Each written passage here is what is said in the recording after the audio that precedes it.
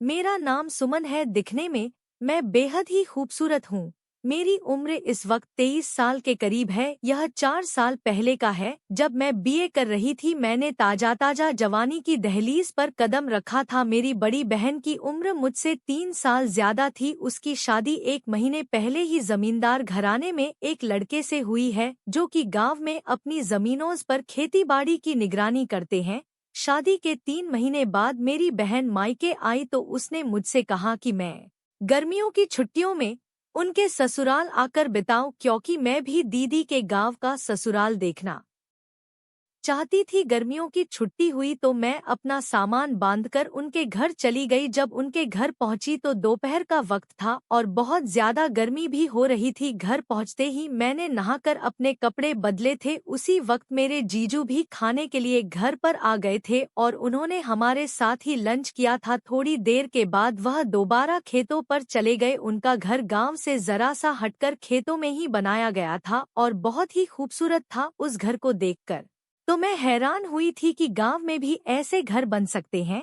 मेरी दीदी ने मुझे रहने के लिए अपने बराबर वाला कमरा दिया था, जिसके साथ एक और कमरा था जिसमें उनका देवर रहता था, जो उम्र में मुझसे 3 साल ही बड़ा था और वह भी छुट्टियां गुजारने अपने घर आया हुआ था। जिस दिन मैं यहां पहुंची तो काफी थकी हुई थी, इसीलिए जल्दी ही सो गई। अगली सुबह तकरीबन 4 बजे दीदी ने मुझे उठाया और चाय दी, जिसके बाद मुझसे कहने लगी कि चलो सुबह की सैर को चलते हैं।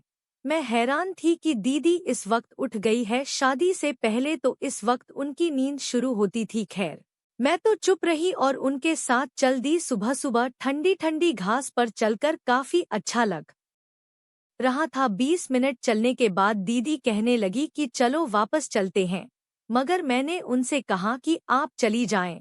मैं थोड़ी देर में कुछ वक्त और यहाँ पर गुजारना चाहती हूँ।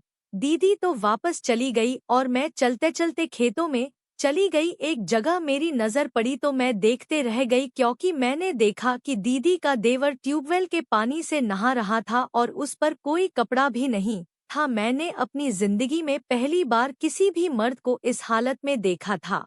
मुझे शर्म भी महसूस हो रही थी, लेकिन फिर भी मैं खड़ी रही। उसने पानी में डुबकी लगाई और फिर बाहर निकलकर खड़ा हो गया। मेरी नज़र जैसे ही उसकी टांगों के बीच गई तो मैं हैरान रह गई। इससे पहले मैंने सिर्फ तस्वीरों में यह सब देखा था, लेकिन हकीकत में आज पहली बार देख रही थी। उसने एक बार और पानी में डुबकी लगाई और फिर बाहर निकलकर कपड़े पहन लिए और घर की तरफ चल दिया। मैं कुछ देर वहीं रुकी और फिर मैं भी घर की तरफ चल पड़ी। उसको इस हालत में देखकर मैं काफी तैयार हो चुकी थी। घर पहुंची तो दीदी ने नाश्ता लगा दिया था। मैं टेबल पर आई तो दीदी का देवर भी आ गया और मेरे साथ वाली कुर्सी पर बैठ गया। उनको देखकर मैं काफी शर्माई सी महसूस हो रही थी। नाश्ते के बाद मेरे जीजू किसी काम के सिलसिले में शहर चले गए तो दीदी ने अपने देवर को कहा कि वह मेरी बहन को अपना फार्म हाउस दिखा लाए, जिस पर वह कहने लगा क्यों नहीं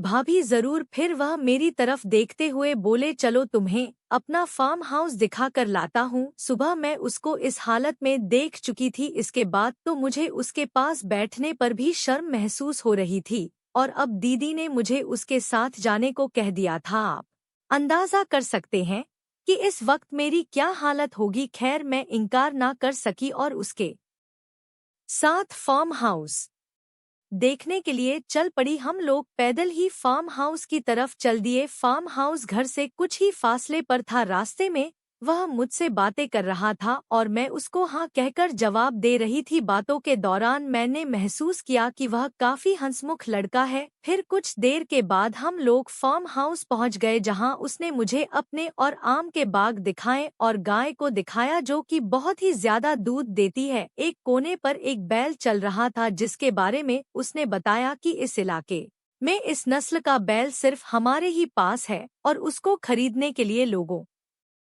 ने हमें लाखों रुपए की ऑफर की, लेकिन हमने इसे बेचा नहीं। अभी वह मुझसे बातें ही कर रहा था कि बैल दौड़ता हुआ गाय के पास पहुंच गया और थोड़ी देर बाद ही वह गाय के साथ वह सब करने लगा। यह सीन देखकर तो मैं बहुत ज्यादा शर्मिंदा हो हुई थी। मैंने फौरन से अपनी निगाहें नीचे की तरफ की और उससे कहा चलो यहाँ से मुझे घर पर जाना है। तो वह कहने लगा क्यों, क्या हुआ? तो मैं गुस्से भरे अंदाज में बोली, क्या यह सब दिखाने के लिए लाए थे तुम मुझे? मेरी यह बात सुनकर उसके चेहरे पर मुस्कान आ गई और वह कहने लगा, अरे इसमें कौन सी बड़ी बात है, यह तो बैल का काम है, देखा नहीं तुमने? वह अपना काम कर रहा है। बैल अभी तक गाय के साथ ही लगा हुआ था। वह सब कुछ मेरी बर्दाश्त से बाहर हो गया था, इसीलिए मैं वहां से वापस चलती फिर वह भी साथ हो गया और कहने लगा, देखो यह तो नेचुरल सी बात है, तुम बेकार में भी परेशान हो रही हो। उसके चेहरे पर अभी भी अजीब सी मुस्कुराहट थी। फिर मैंने अपने कदम तेज तेज उठाना शुरू कर दिए तो उसने भी अपनी रफ्तार ही बढ़ा दी और चलते चलते कहने लगा, देखो यार यह तो नेचुरल सी बात है, इंसान भी तो यही सब कुछ करते हैं, लेकिन फर्क सिर्फ इतना है कि वह अपने बेडरूम में करते हैं और कोई उनको नहीं देखता। मैं खामोशी से चलती रही और घर जाकर अपने कमरे में चली गई। कमरे में जाकर मेरी हालत ही खराब होने लगी थी। सुबह सुबह जीजू और दीदी को उस हालत में देखा था और अब बैल और गाय को यह सब करते हुए देख लिया। इसके बाद तो मुझे ना जाने क्यों अजीब सा महसूस होने लगा। फिर मुझे नहीं मालूम कि किस वक्त मुझे नींद आ गई। दोपहर के वक्त दीदी ने मुझे उठाया तो मैंने दोपहर का खाना खाया और शाम को जीजू भी आ गए। सब लोगों ने मिलकर रात का खाना खाया। इसी दौरान जीजू मुझसे कहने लगे, यहाँ की जिंदगी भी अजीब सी लगेंगी तुमको सुमन, यह लोग सुबह सवेरे उठ जाते हैं और रात को जल्दी सो जाते हैं। मैं उनकी बातें खामोशी से सुन रही थी क्योंकि मेरा ध्यान तो कहीं और ही था। खाने के बाद मैं चुपचाप अपने कमरे में चली गई, मगर अभी तक मेरी आंखों के सामने सुबह वाले मंजर ही घूम रहे थे जिसमें मेरे अंदर अजीब सी बेचैनी होने लगी थी। कुछ देर बिस्तर पर लेटकर मैं भी सोने की कोशिश करती रही लेकिन नींद नहीं आई, जिस पर मैंने सोचा कि बाहर चलकर ताज़ा हवा कुछ देर खा लेती हूँ।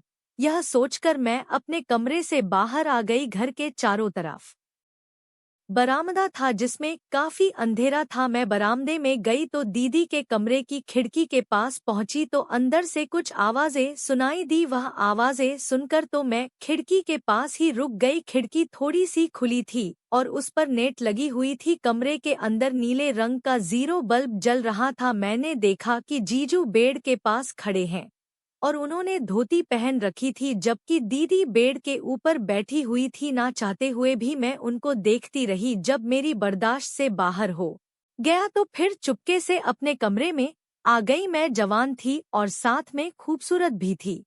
मेरे तो जज्बात ही संभल रहे थे। जब से मैं यहाँ पर आई थी मेरी आंखों के सामने इसी तरह के मंजर पेश आ रहे थे। मेरा दिल अंदर से बेचैन हो चुका था। आखिर मैं करूँ तो क्या करूं, मुझे तो कुछ भी समझ में भी नहीं आ रहा था। यह सोचते सोचते मुझे कब नींद आ गई पता ही नहीं चला। अगली सुबह मैं चलने के लिए निकली तो उसी जगह जाकर रुक गई जहां कल मैंने अपनी बहन के देवर को नहाते हुए देखा था। वह आज भी वहीं पर मौजूद था और मैं उस पेड़ के पीछे खड़ी होकर उसको देखने लगी और कुछ देर बाद मैं घर लौट आई। अब मेरा किसी भी चीज में दिल नहीं लग रहा था। हर वक्त मैं उन्हीं ख्यालों में खोई रहती थी। इस रात भी मुझे नींद नहीं आती थी। थोड़ी देर के बाद मैं फिर बाहर आई और उसी खिड़की के पास आकर खड़ी हो गई जहां से कल रात जीजू और दीदी को देख रही थी। अब भी वह दोनों इसी काम में लगे थे कि अचानक से मुझे महसूस हुआ कि मेरे पीछे कोई खड़ा हुआ है। मैंने तुरंत से मुड़कर देखा तो दीदी का देवर मेरे पास ही खड़ा मुस्कुरा रहा था। जैसे ही मैंने उसको देखा तो मैंने वहां से भागने की कोशिश की, मगर उसने मुझे पकड़ लिया और एक हाथ मेरे मुंह पर रखकर मुझे खामोश करने का इशारा करने लगा। फिर मेरा हाथ पकड़कर मुझे कमरे में ले आया और कमरे का दरवाजा अंदर से बंद करके मुझसे कहने लगा, क्या देख रही थी तुम खिड़की में? मैं तो शर्म से मरी जा रही थी। मैंने अपने दोनों हाथों से अपने चेहरे को छुपा लिया था लेकिन वह हंसते हुए बोला, इसमें शर्मिंदा होने वाली कौन सी बात है, सभी मर्द औरतें यही काम करते हैं। इस वक्त में शर्म से पानी पानी हो रही थी और बुरी तरह से कँप भी रही थी। मेरे होंठ बिल्कुल ही खुश हो गए थे। फिर वह कहने लगा, यार तुम तो बड़ी ही छुपी रुस्तम निकली। सुबह जब गाय और बैल को एक साथ देखा तुम तो बड़ी ही शर्मीली बनने का नाटक कर रही थी और अब अपनी बहन और जीजू को छुप छुप कर देख रही हो। सुमन, मुझे तुमसे इस तरह की उम्मीद नहीं थी। अगर मुझे पता होता कि तुम इतना कहकर वह मेरे करीब आया और फिर अचानक से उसने मुझे धीरे धीरे छूना करना शुरू कर दिया तो ना जाने क्यों मैं भी उसे रोक नहीं पाई। लेकिन मुझे इस बात की फिक्र हो रही थी कि जैसे कुछ देर पहले मैं दूसरे कमरे में दीदी और जीजू की आवाज सुन रही थी, इसी तरह दीदी और जीजा भी इस कमरे से हमारी आवाज सुन सकते हैं।